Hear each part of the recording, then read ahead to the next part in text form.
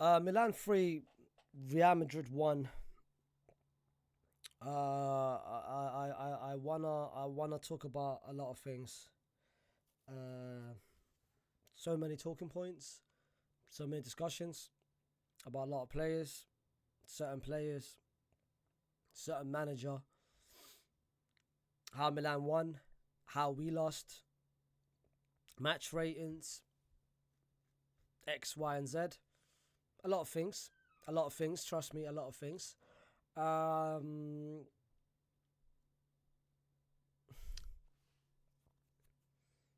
I mean, where should we start? Honestly, yeah, like, subscribe, comment, yeah, whatever. Where should we start? Um, should we start with this lineup that we had? The lineup which I think everyone expected, and I said it. I said it during my pregame, during the watch along.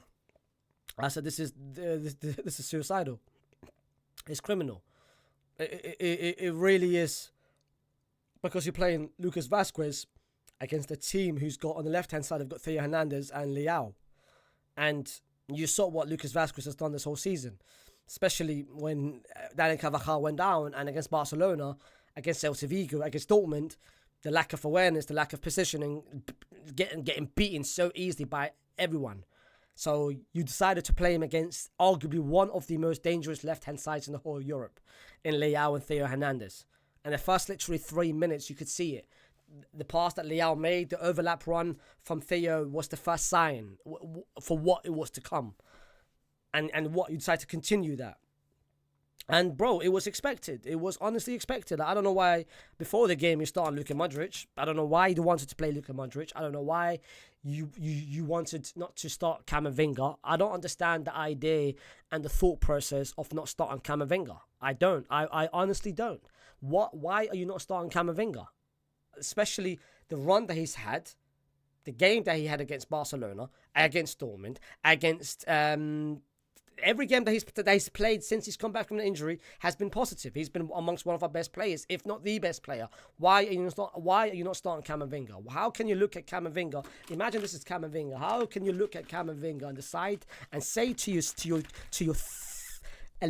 here and say, why are you not starting Camavinga? How can you look at Camavinga and say, you know what? Nah, not for me. How? What you want to play Luka Modric against a team who loves to run at transition in Musa and Reijenders and Pulisic? This is who you want to start.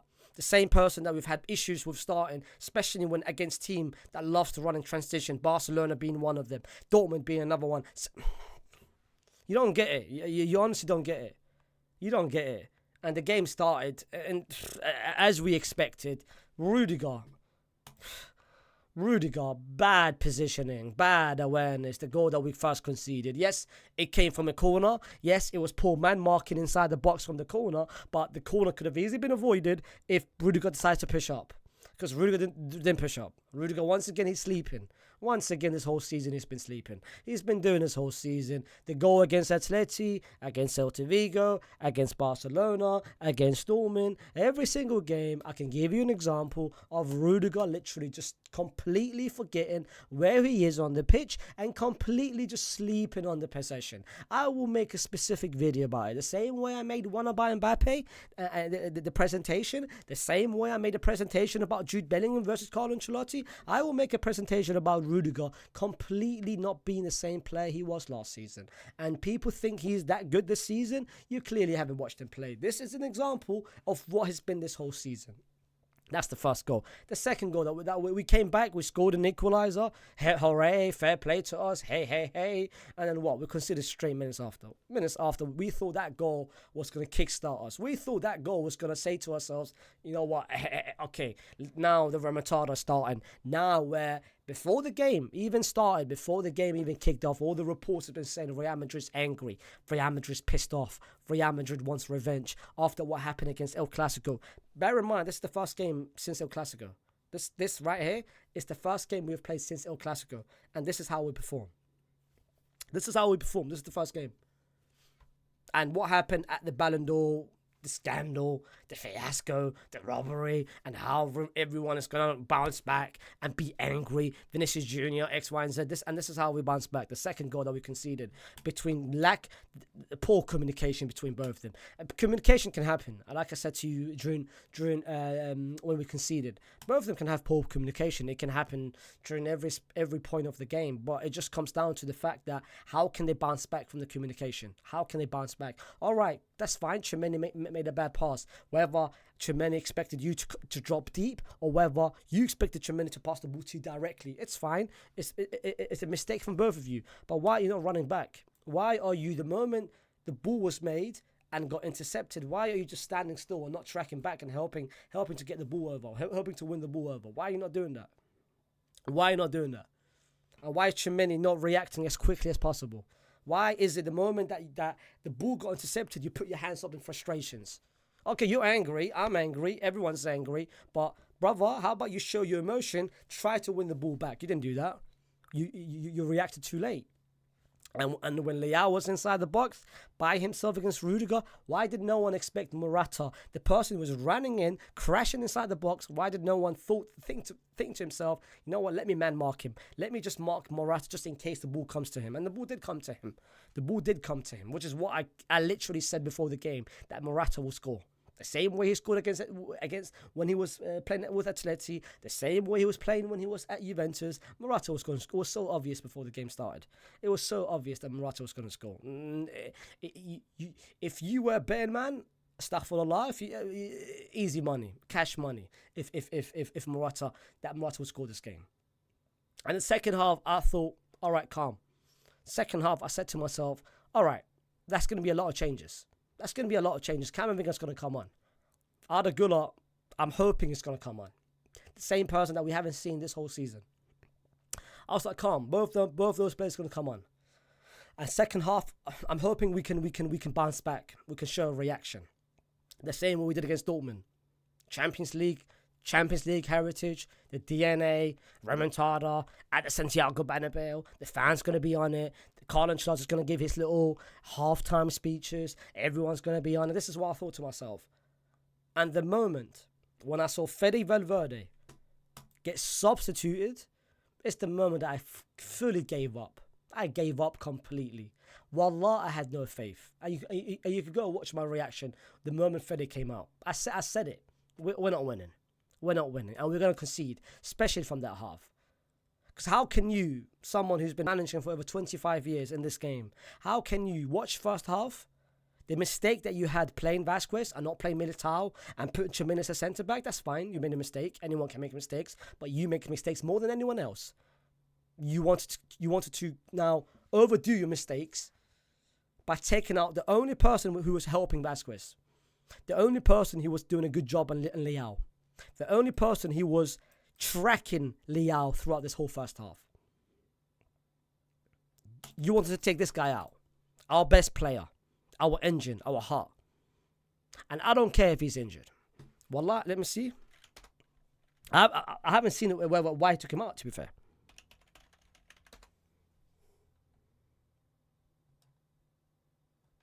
Let me see.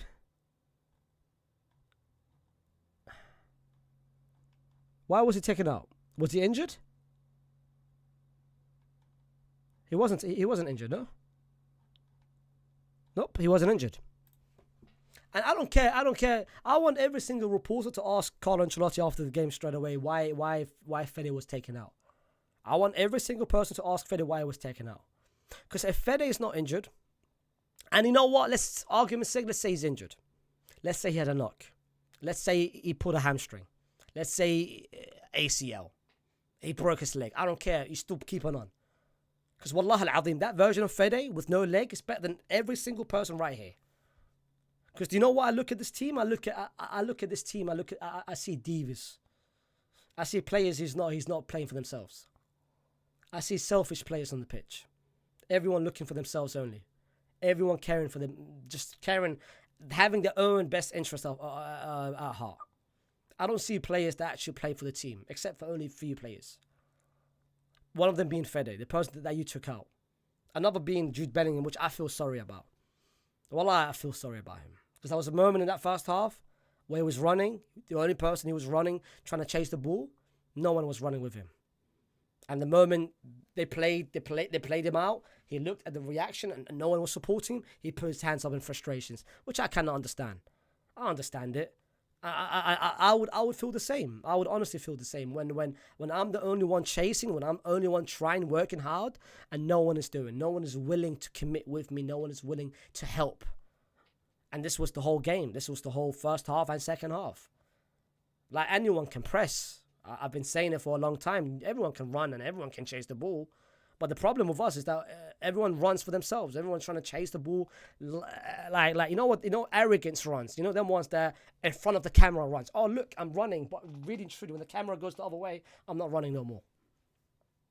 How can we have that as a team, as an effort of a team? How? Honestly speaking. I said it in my last watch along when it was Barcelona and I was watching Barcelona play. You know what's more important than having the ball? It's off the ball movement. Players that's willing to run off the ball without having the ball, willing to create space for others, willing to do the things that you don't want to do, but it will actually benefit you if you do that runs. But we've got players that is all asking for the ball. That's been so many times our winger just runs, no one inside the box, because why? They're literally waiting for the cutback. They're waiting for the cutback to happen. They're waiting for the ball to come to them. They're waiting. They want the ball on their feet. They're not willing. They don't understand. If I make that run, the ball might come to me. They're not thinking 2-3 steps ahead. They thinking just selfishly, I want the ball on my feet. Give the ball and let me do what I can do. But you can't do it. You can't do it on your feet. You can't do it by yourself because everyone's asking for the ball. And this is what I'm saying. We have a team full of selfish players who's not willing to run selflessly for each other. And how do you expect this team to deliver? The one thing that you can do is the manager, but the manager is not doing nothing to it. The manager is doing absolutely nothing. He's not creating. He's not helping. He's not figuring this out. He's been saying this whole season, I can fix this. I can fix this. I can fix this. What are you fixing? Because the exact same thing that I saw in August, I'm still seeing in November. It's a new month now. How can I see the exact same thing in August, September, October, and November? 4 months, I'm seeing the same BS. I'm seeing the same nonsense. And I'm getting frustrated. My blood pressure's going up. You guys do know, but I'm gonna speak to you on a personal note right now. I had a GP appointment. If you guys don't know what GP is, because I know most of my subscribers are from a different country, not UK. If you guys don't understand what GP is a doctor. It's basically a doctor. I had a doctor appointment, and my doctor legit told me, "Yo, your blood pressure is going up. It's higher than normal. It's above average for someone at my age. It shouldn't be like this." But how am I letting this team dictate how I'm feeling? Every time I watch this team, every single watch along, I'm the haywan for feeling like this. I haven't felt any good watching this team. I haven't had a good watch along. I haven't felt positive about this team this whole season.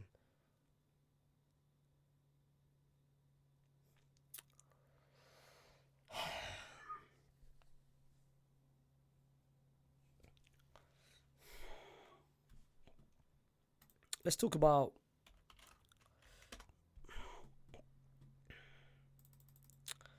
because if you guys don't know, I'm introducing a new thing to this award, to the award ratings, something called Haywan of the match. And trust me, the Haywan of the match is going to be someone very specific. Lunin, 5. I mean, nothing. That's nothing he can do. The second goal, really, he could have maybe parried it away. But again, it was so close. Leao was inside the box and the shot was powerful. So I'm not, maybe he could have done better to maybe parry it away. The corner, maybe he could have pushed up and maybe done something to it. 5. Lucas Vasquez.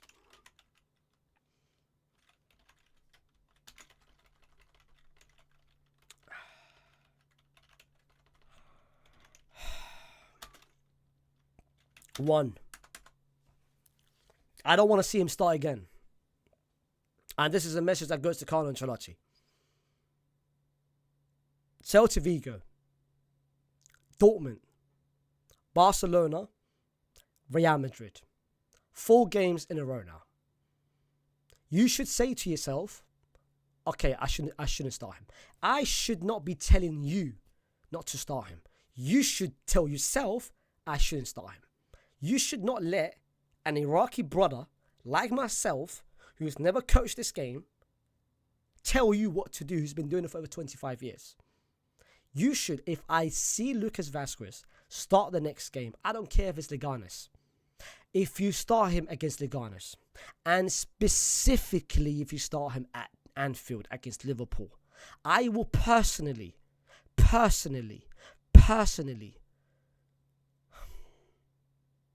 Wallah, I'm feeling my blood rate going up, wallah.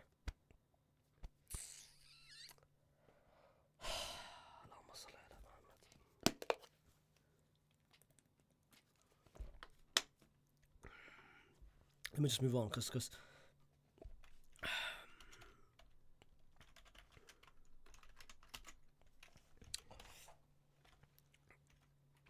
the only one doing anything in that defense, the only one helping, the only one trying. 2. I'm sick and tired of your performance this season, and trust me, I'll make a specific video about you very soon. I'll make a specific video dedicated to you very soon. Dedicated to your problems and issues very soon. Dedicated to your lack of positioning, lack of awareness very soon. A criminal case is being started. And trust me, you are... Trust me, I'll see you soon. I'll see you in court. I'll see you in court very soon. Mendy...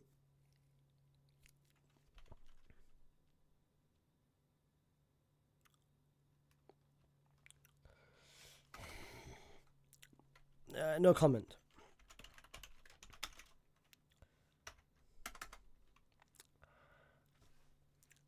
I do not want Camavinga on the bench any further than this. The same way I said Lucas Vazquez should not be starting, it's the same message that I'm going to say about Luka Modric starting over Camavinga. There's no reason that you can give me for you to tell me Modric deserves to start over Camavinga. There is no reason. There is absolute no reason. And the same way I've asked reporters and a journalist to ask Carlo Ancelotti why he took out Fede Valverde, I want them to ask him personally why Camavinga never started. This is a question they need to ask him specifically, directed to him. Because there is no reason you can give me, no defensive reasons, no attacking reason, creation reasons, system reasons, anything. There is no reason in...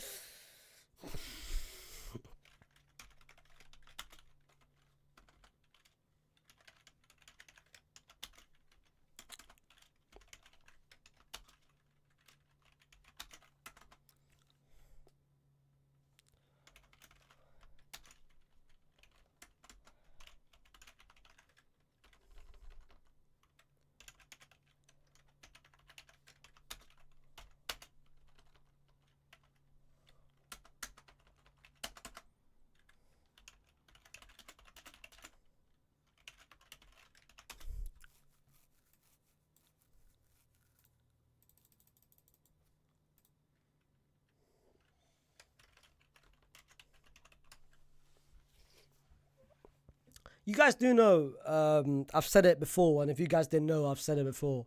Carlo Ancelotti is, in his 27 years of management, has never ever retained a title. He's only won 1 league title in Italy with that great historic all-timer Milan squad. 1 league title with Bayern Munich. 1 with Paris Saint-Germain. 1 with Chelsea. And of course, he's won 2, but 2 with Real Madrid.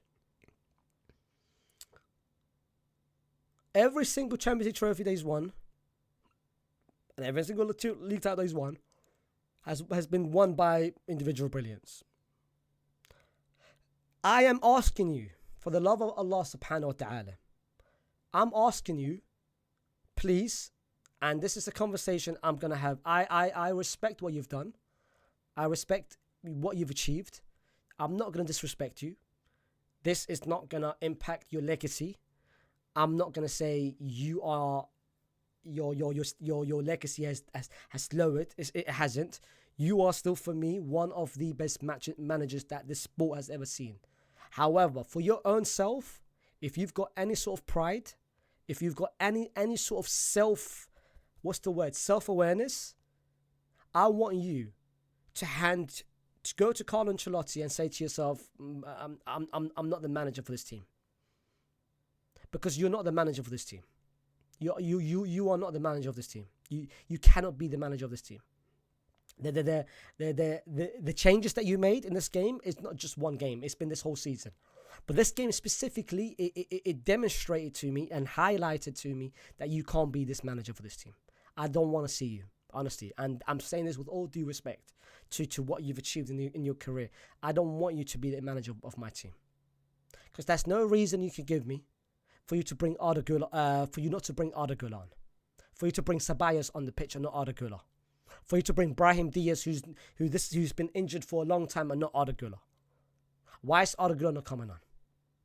And I've been, every single match review, I say the same thing. Every single review, I say the same thing. Why is Arda Güler not coming on? What has Arda Güler done to you? Has he slapped you? Because wallah, I want to slap you. Wallah, he's lucky. If Arda Güler has managed to get a face, wallah, I want to be that person. I want to lick his hand. I want to touch his hand just to see how it felt. Why are you not starting Arda Güler? What's the reason for you not starting Arda Güler? I don't understand it. What has he done to you? What? It's not tactical. It's not a system thing, because you don't have a system. It's not tactical, but you don't have a tactics. What is it that you have against Arda Güler? Is it against Turkey? And why is Endrick not coming on? Why is it that Mbappe, Lacazette, why is Lacazette always on the pitch?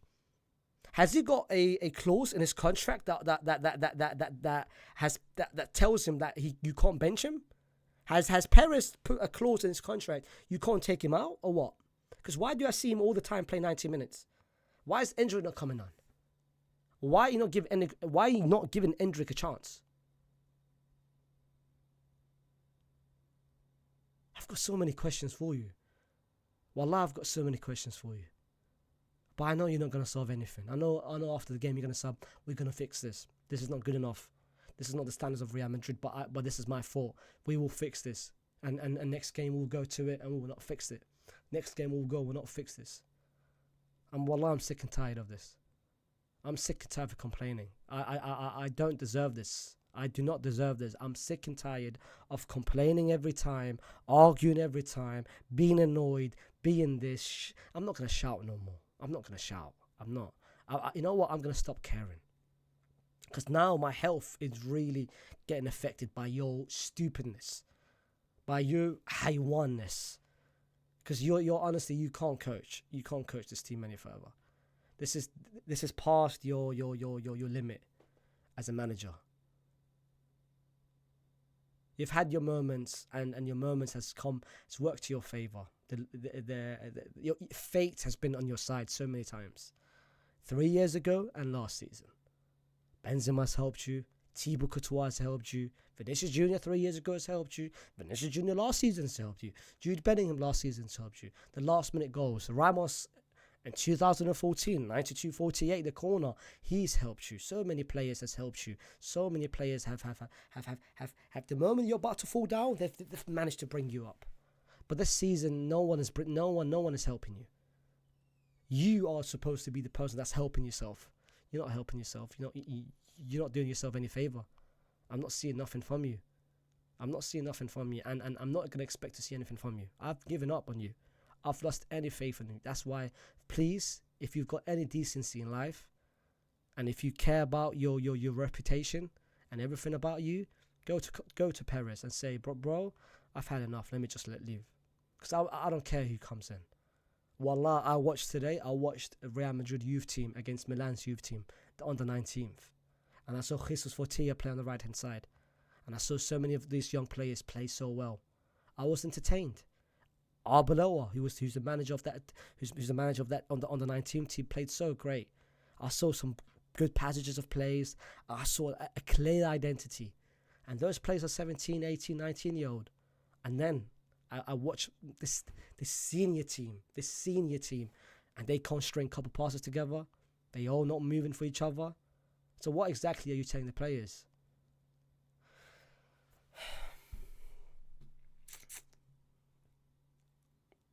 But like I said, just put down in the comments what you felt about the game and how you felt about the game or whatever it is. You know what? You know the crazy thing about it? When I do watch alone for Barcelona, I do it to hate watch. I do it to hate watch Barcelona. But at the same time, when my hate watch is unsuccessful, the reason why it's unsuccessful because I watch a Barcelona team who plays amazing football. They play amazing. They play great football.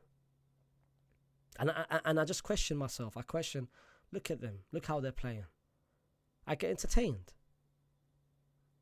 I shouldn't feel this way against my team.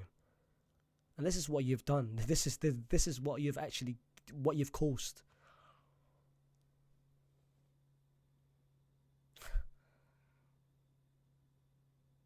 Brother, look at this. I'm in a red district light, fam. All because of what you've done. Anyway, man. Like, subscribe, comment. Yeah. I guess I'll see you soon.